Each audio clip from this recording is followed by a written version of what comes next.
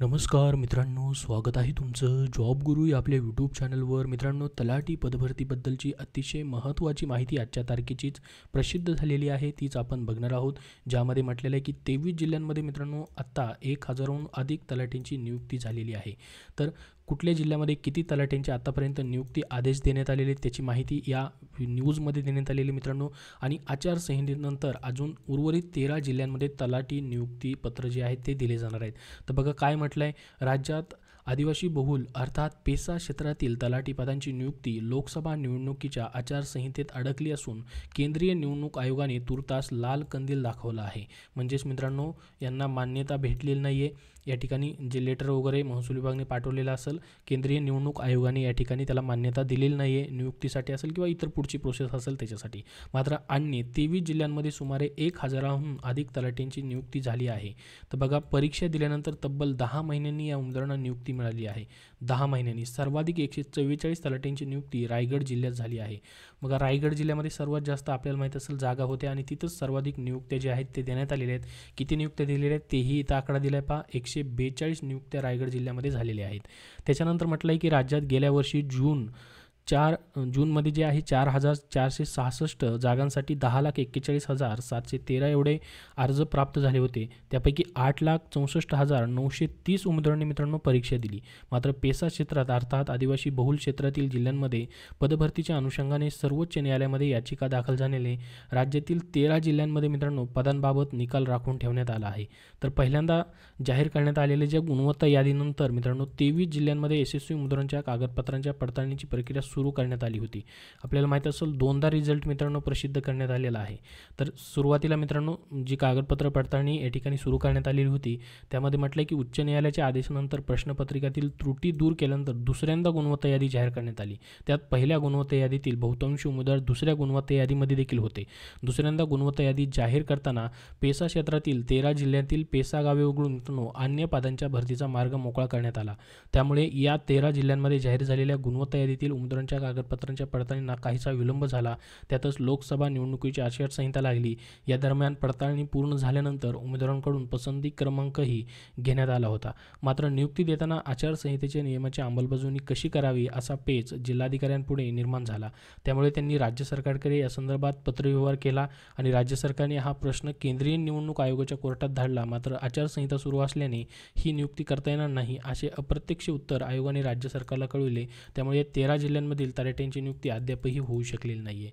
तर याच्यामध्ये काय म्हटलं पहा, रायगडमध्ये सर्वाधिक 141 सर्वाधिक तलाठी जे आहेत त्या ठिकाणी नियुक्ती त्यांना देण्यात आलेली आहे. राज्यातील अन्य 23 जिल्ह्यांमधील 2479 निवड झालेल्या उमेदवारांपैकी मित्रांनो 1449 उमेदवारांच्या कागदपत्राची पडताळणी पूर्ण झाली होती. त्यातील 1044 उमेदवारांना तलाठी पदावर नियुक्ती देण्यात आली. त्यात सर्वाधिक 141 रायगड जिल्ह्यामधील आहेत.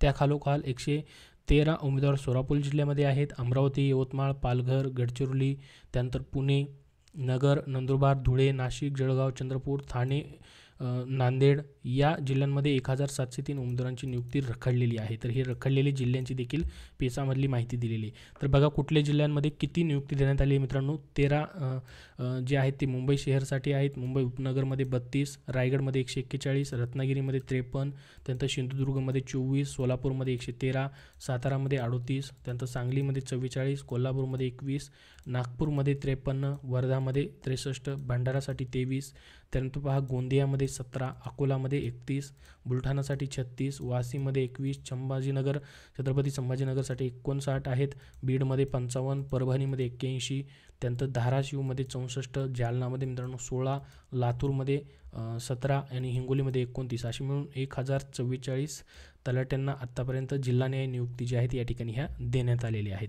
तर ही तलाठी पदभरतीबद्दलची माहिती दिलेली आहे मित्रांनो. मात्र आचारसंहितेनंतर राहिलेले मित्रांनो या ठिकाणी जी प्रोसेस आहे ती होणार आहे.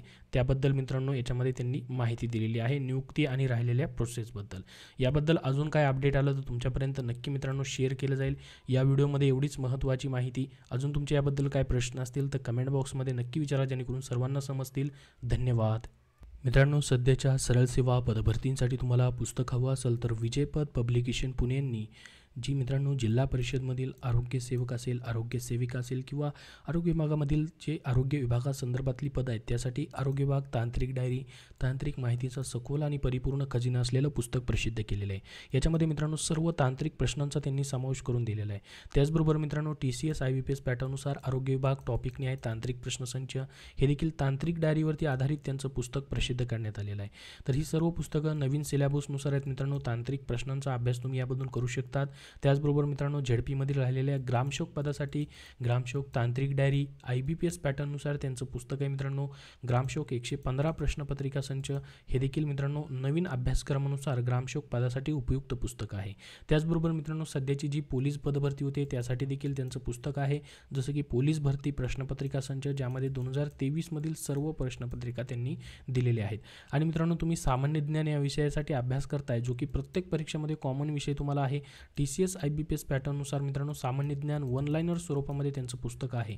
यामध्ये आतापर्यंत झालेल्या 400+ परीक्षांमधून GS आणि GKच्या प्रश्नांचा समावेश त्यांनी केलेला आहे. तर GSमध्ये पैकीच्या पैकी गुण घेण्यासाठी तुम्हाला हे उपयुक्त पुस्तक आहे. TCS IBPS पॅटर्ननुसार सामान्य ज्ञान वन लाइनर स्वरूपामध्ये इतरही त्यांची पुस्तकं आलेली आहेत, जसं की SSCसाठी मराठी माध्यमातून पुस्तकं आहेत. वाहनचालक पदासाठी स्पेशली मित्रांनो तांत्रिक प्रश्नांचा अभ्यास करण्यासाठी वाहनचालक भरती सचिंद्र कुरुंसर लिखित हे त्यांचं पुस्तक आलेलं आहे. तर ही सर्व पुस्तकं विजयपथ पब्लिकेशन पुणे यांची तुम्हाला महाराष्ट्रामधील कुठल्याही बुक स्टोअरमध्ये पाहता येतील.